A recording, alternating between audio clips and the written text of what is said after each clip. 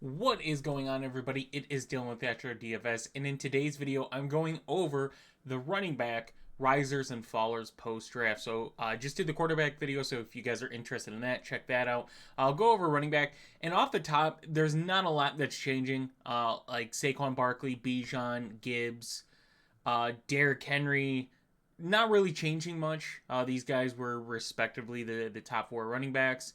Um, not Baltimore didn't add a running back. Detroit didn't add a running back. Atlanta didn't add a running back. Philly, it's Kenneth Gainwell's gone, but besides that, there's no real impact. Like these guys pretty much stay the same. Devon Achane, I'll say for the most part, Devon Achane stays the same as well. They did draft Ollie Gordon, but that was towards the back half of the draft. Raheem Mostert is gone, so it's a different running back room there now, just slightly. I still have a couple guys there right now, and then Ollie Gordon fitting in that role, but it's still Devon Achane. So I think if anything with Raheem Mostert gone, it's a positive for Achane. So I'd say a slight bump, but nothing really crazy with where his ADP is currently. Bucky Irving, right? Like I think Bucky Irving, his stock went up post the draft, and that's just because they had a superstar in Abuka. Um, the offense is so good now. With Evans, Godwin, you still have McMillan, Palmer, and then Ibuka there as well. So they don't go running back. They're going to stay with the same running back room in Bucky Irving. Rashard White's still going to get he's still going to get snaps, right? So that's the one thing you do have to be careful with. Obviously, Cohen's gone now, so it's different play calling. But Bucky Irving should be the running back one, and the offense as a whole gets better. So that is a positive for Bucky Irving. Josh Jacobs, kind of the same thing here. Adding Matthew Golden hopefully helps this wide receiver room kind of elevate themselves. We've seen Josh Jacobs just be a very good, consistent running back. Had a really solid year in Green Bay. Obviously, the passing game has to improve. Their run-first team, though. Josh Jacobs, still with the running back room that they have right now, there's nothing there, right? So Josh Jacobs is still just a top running back to go after this year. Christian McCaffrey, Jordan Mason gone, but you still have Guerrero. They go and draft Jordan James later.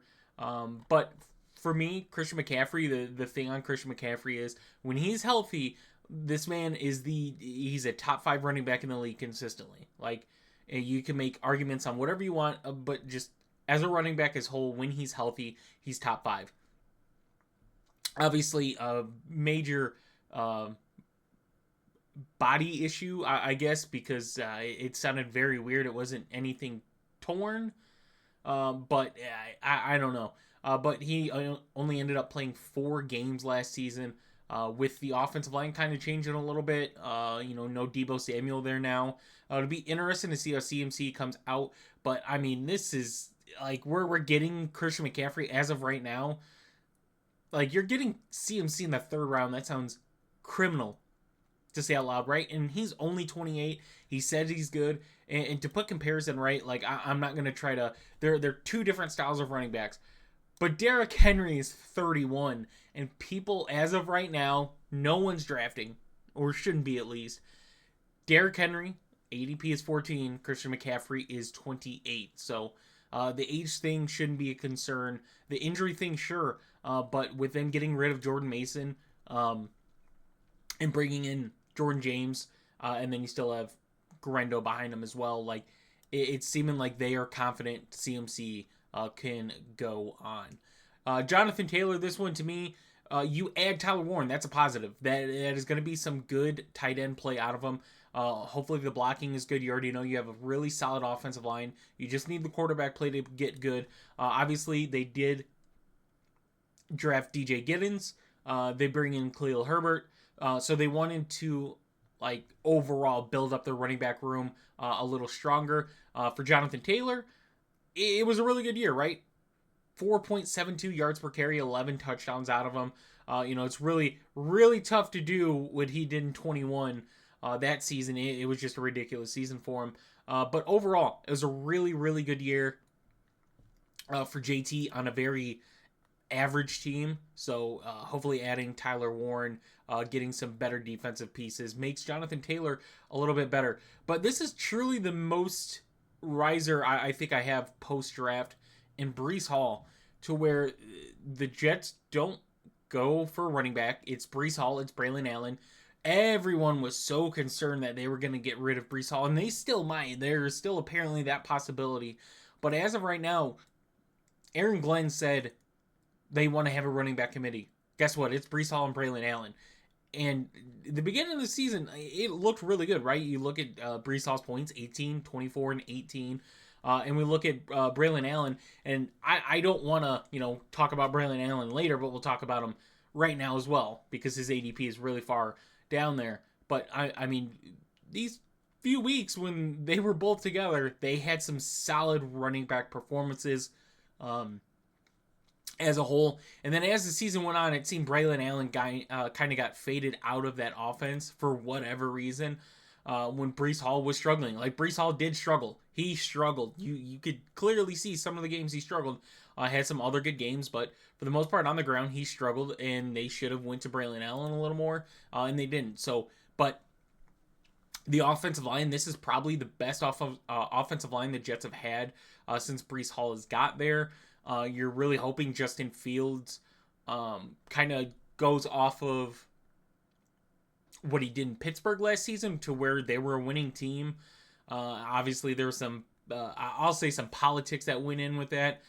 Maybe they wanted to run the offense better, but towards the end of the season, that offense got worse. But Breece Hall, they don't get anybody. They don't really sign anybody in free agency. Breece Hall is definitely a riser for me, especially with his ADP at 32. I think if you want to address some of your other positions in drafts based off of right now, this will probably change. But Breece Hall is in a perfect spot at ADP 32. Right behind him, Chase Brown. Like, if Chase Brown can come back healthy, the Bengals didn't. They brought in. They drafted Taj Brooks, but it's Zach Moss and Chase Brown again competing. Samaje Perine does come back to the team, but it'll be Chase Brown when he comes back. Being the lead back, they obviously didn't invest a higher draft capital in the running back. Otherwise, they would have had some struggles. They needed a lot defensively. Offensive line still in question, but Chase Brown, does survive the draft, and as of right now, free agency, as being the running back one on that team. Going down, Kyren Williams. Like, to me, Kyren Williams, this is crazy where he's being drafted at, right? He finished as the running back 7 in PPR. Look where he's at right now, right? He's like the running back 12, 13. Offensive line is slightly different, but you add Devontae Adams to where, like, yes, it's saying as a name going from Cooper Kupp to Devontae Adams, like, but you got to realize the Cooper Kupp usage wasn't there, right? Like, they weren't targeting Cooper Kupp 12 plus times a game, making him an elite threat anymore. He was just getting some passes. It was pretty much Puka Nacua. But Kyren Williams, yes, they do go and get another running back, but it's Kyren and then Blake, so no true higher running back draft capital out of there. So Kyren Williams, another running back that escapes the draft with a really good outlook into the season. James Cook, same thing. Like, James Cook, obviously there is some contract issues going on between James Cook and the Bills, but James Cook had a really, really good year. When you consider that James Cook had 16 rushing touchdowns, and you're like, man, like, that is really, really good. That's amazing in a really good year. 4.8 yards per carry, some receiving work, but 16, and then you go to his quarterback, Josh Allen, with 12. So there was a high possibility James Cook would have gotten to 20 if Josh Allen wasn't so damn good at football. But yeah, James Cook kind of survives the draft as well, leading this backfield. We saw someone like Ray Davis have some production last season, so it doesn't really worry me that much at all. But the main issue is they don't bring in any true competition. They don't draft any true competition. So it's James Cook. So he kind of remains neutral for me. Kenneth Walker, this one is a faller to me. They do draft Damian Martinez later in the draft. Very late. It's not higher draft capital. But Zach Charbonnet really stepped up when Ken Walker had his injuries here. But as you can see from Ken Walker's numbers, they weren't as good as they were before. Obviously, you're going to have some new calling the plays there. So I think Kenneth Walker, although it's not like they brought in anybody that impactful as of right now, but I am worried that Zach Charbonnet could start to pressure Kenneth Walker for this job.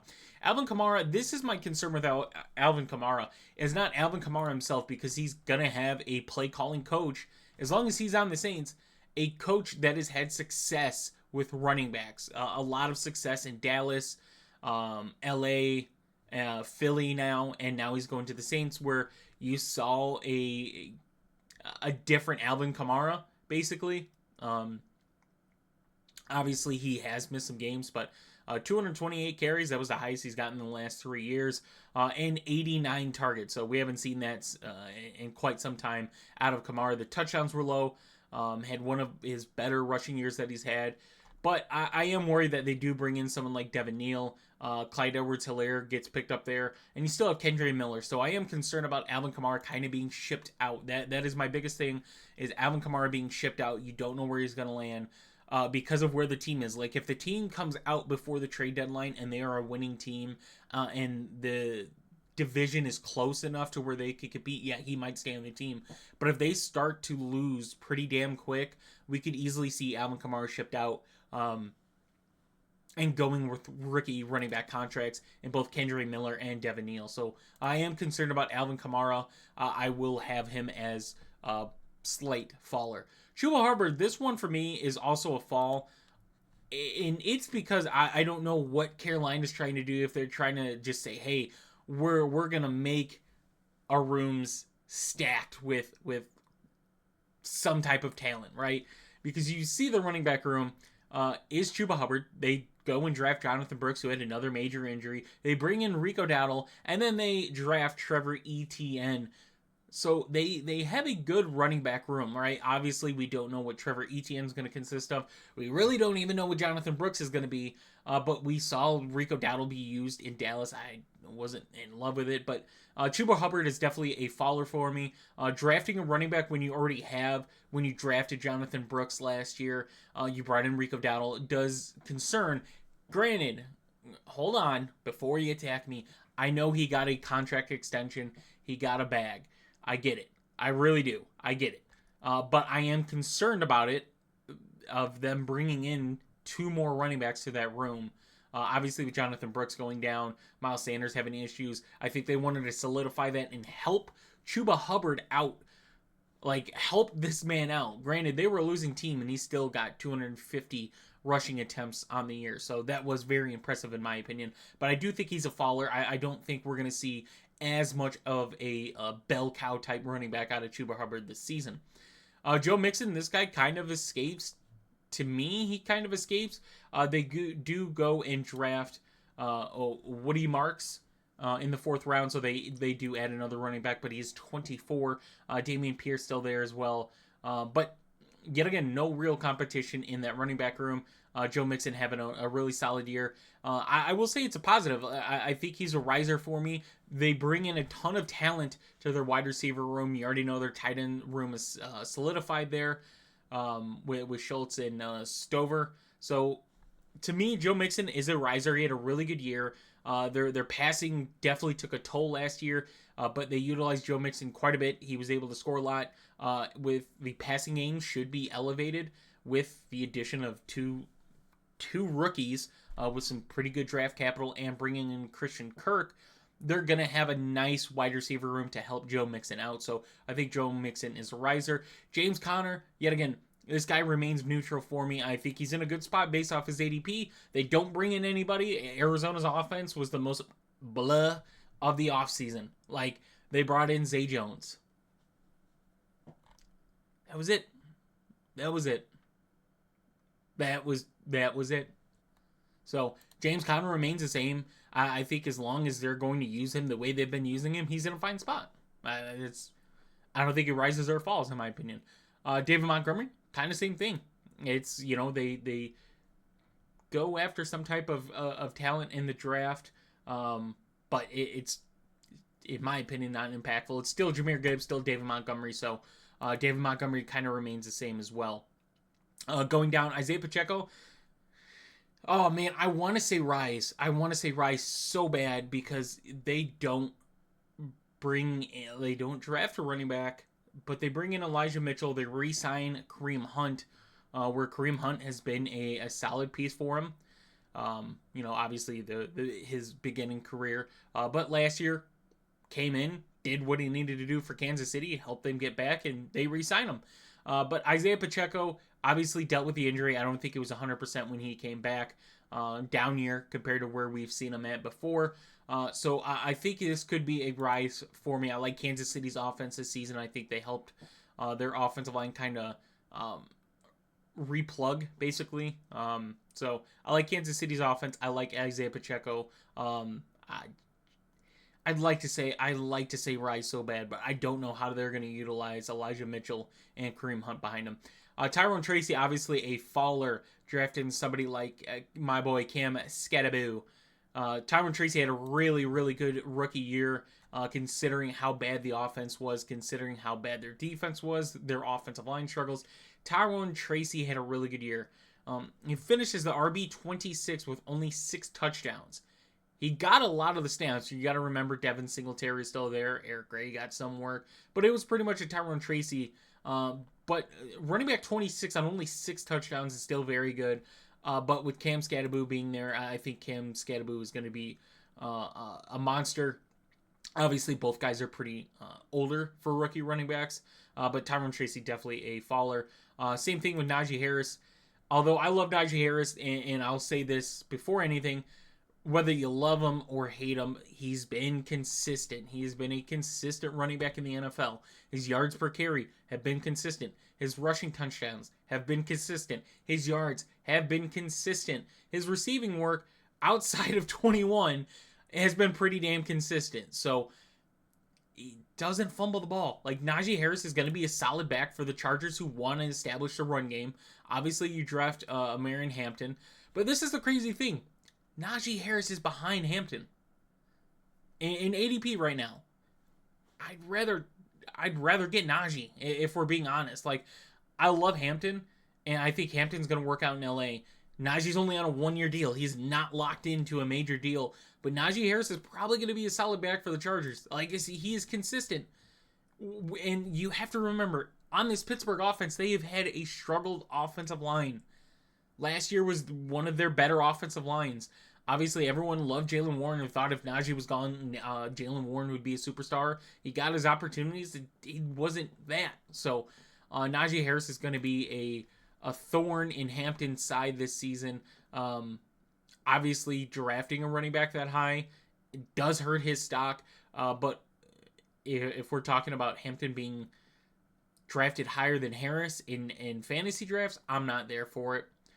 Aaron Jones, yet again, this one to me is kind of worrisome with Jordan Mason being there. Obviously, Aaron Jones gets brought in, right? He got a 2-year deal from Minnesota. Had an okay year. In my opinion, it wasn't crazy. He had some good games. He had some very underperforming games. But bringing in Jordan Mason is just to help Aaron Jones out. No one really knew who the running back 2 was going to be, but they don't go after any top running back in the draft class, round 3 or 4. So Aaron Jones kind of remains the same for me. Going next, Tony Pollard. This one definitely is a positive for me for Tony Pollard. You draft Cam Ward, you bring in Tyler Lockett, I guess. You add a couple rookie wide receivers to him. But it's pretty much going to be Tony Pollard, Tyjae Spears again. Still has an offensive-minded coach. The offensive line gets a little more experience. And Tony Pollard should have another solid year for me. He's definitely not somebody that's rising, but I don't think his stock went down at all post-draft. Jaylen Warren, yeah, this one went down. This one went down quite a bit. I've never been the biggest fan on Jaylen Warren. I have not. I get it. I think it's kind of the same thing when we had Zeke and Tony Pollard, to where everyone was like, as soon as Zeke's gone, Tony Pollard is like, he is there. He is a top 10 running back in the league. He just needs the volume, and then he got the volume, and guess what? You found out Tony Pollard cannot run the ball into the end zone. That was his biggest thing. But with Jaylen Warren, obviously the Steelers go and they draft some competition in Caleb Johnson. They add Kenneth Gainwell to that running back room as well. Obviously, you add someone like DK Metcalf to the wide receiver room. Tight end room still very solid. And we're just waiting on Aaron Rodgers to sign the contract. But Jaylen Warren definitely falls for me. Brian Robinson, this one kind of remains. I think this is a positive for Brian Robinson. Obviously, the running back room is just heavy right now with McNichols, Rodriguez, Eckler behind them. And then they go and draft a rookie running back late. But I think Brian Robinson definitely went up. The offensive line will only get better. Jaden Daniels only going to get better. Remember, Jaden Daniels was another guy that got a lot of rushing touchdowns. Brian Robinson with 8. We go and look at his quarterback, and guess what? He got 6. And a lot of them were closer. So we could see Brian Robinson definitely see an uptick. Just got to remain healthy, and then my thing is just got to not fumble the ball. I think he definitely, in 23 with his 4, was concerning, but only 2 last year, so definitely improved there. DeAndre Swift, definitely a riser for me. Now, there still is the speculation that Nick Chubb is going to sign with the Bears, which will bring some competition in with Swift, but they draft my boy Kyle from Rutgers. I always botch the last name, so I'm not going to even try it right now. But DeAndre Swift kind of escapes so far, post-draft, escapes any true competition, any high draft capital running back. Had a solid year for Caleb Williams' rookie season where they struggled. The offensive line very much struggled. You have a much improved offensive line. His worst season that he's had. And guess what? He has his former play caller offensive coordinator back. So I do like DeAndre Swift. I definitely think he was a riser post-draft. Travis Etienne, man, this one is I think this one is going to be a one of those picks that you either skyrocket in value from drafting Travis Etienne, or you plummet from drafting Travis Etienne in fantasy this year, because he has a head coach that's should be calling plays. It's going to elevate the running back room and their usage. We really haven't seen Travis Etienne, like, he had a major injury his rookie year, right? Had two more solid years after that, but last year struggled. Tank Bigsby had a really good year, but the Jaguars as a whole were very, very bad offensively. And now bringing in someone like Cohen as your head coach and play caller, Travis Etienne, like I said, is either going to skyrocket and he's going to be a very valuable running back with where you're getting him, or he's going to plummet, right? Obviously, I mentioned Tank Bigsby, but they do go and add Tootin there. A lot of people are high on Tootin. They think he's going to be the Bucky Irving of this team. I don't know. I haven't seen enough on him yet to get that feeling from it. And that's just from, college, obviously.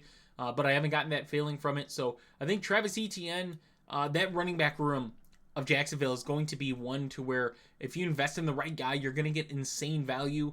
If you invest in the wrong guy, it's going to hurt you quite a bit. Ramondre Stevenson, obviously this one is a faller. Ramondre Stevenson got a good contract, but when you bring in Travion Henderson in the second round, early second round at that, and granted, I won't say like Ramondre, he had a good year for how bad the Patriots offense was, but the one thing I will say of why this is definitely a fall for me is this right here: 7 fumbles. You cannot have 7 fumbles as a running back. You only, out of 7, you only lost 3, which isn't bad, but you cannot fumble the ball 7 times. And guess what? Oh, Antonio Gibson's there too. Guess what? He fumbles the ball. So Travion Henderson's in a really good spot to take over this running back room. Ramondre Stevenson, a faller. I'm not even going to mention Rico Dowdle. I don't know why his ADP is here. That's definitely a fall as well. I mentioned Tajay Spears. Javonte Williams, this one's a rise. Right, he escapes. They sign Miles Sanders. Deuce Vaughn's still there. But Jaden Blue gets drafted to the Cowboys. But I think this is a good opportunity for Javonte. It's a, I'd say a low risk, high reward for Dallas, because they either figure out that Javonte's not it, or they got for what they got him for, a great value pick in Javonte, with, you know, hopefully an improved offensive line out of Dallas. Granted, they didn't add any wide receivers, so that is a worry. But we've seen Dak just be able to find success passing the ball. Javonte been a really good pass catcher in the league as well. His running game just has not been as good, and the low touchdown. So if he could find the end zone, if Javonte Williams can find the end zone, I think he has a lot of room for success in Dallas. Continuing to go down, like a lot of these guys are becoming backups, so there's not much more we're going to go over on here. I mentioned, I think, all that I needed to, like the Denver running back. I think that one is just all but decided with McLaughlin and Estime, you know, having a really good competition. But bringing in RJ Harvey, I think is just, it's going to be RJ Harvey one way or another sometime this season. So out of all that, like it's going to be interesting to see how this running back looks. But as of right now, based off of ADP, like Javonte, for a running back that's not a rookie, kind of seems like one of the more values. Zach Charbonnet as well at 115. So these guys that you're getting in the 9th round, as of now, it will change. It'll change. But with where they're at, you know, I think we got some definitely. The running backs didn't really move, right? Like your elite running backs really didn't move. It was your mid-tier packs, mid-tier pack running backs that really saw that impact. So I hope you guys did enjoy the video. We will have the wide receiver video going out tomorrow. So if you guys are interested in that one, check that one out, and I will see you in the next one.